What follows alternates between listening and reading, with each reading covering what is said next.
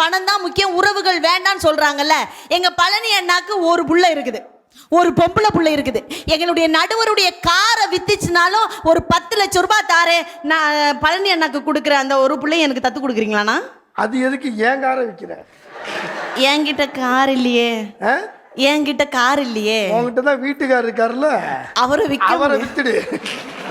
OLXலயே போட்டுடு, அதை வாங்குறதுக்கே யாரும் இல்லை. அவரு எவனுமே வாங்கல, நீ தான் வாங்கியிருக்கிற. ஆமா ஆமா, நான் அது ரீசேல் ஆகாது, அது நீ யாருக்குமே பிரயோஜனப்படாது.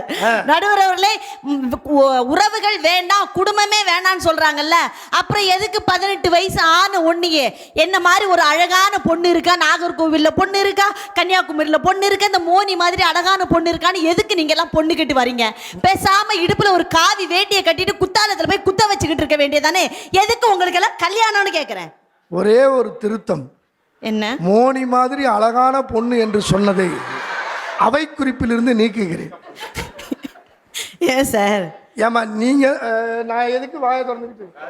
அது சரி, உங்க பாடு உங்களுக்கு.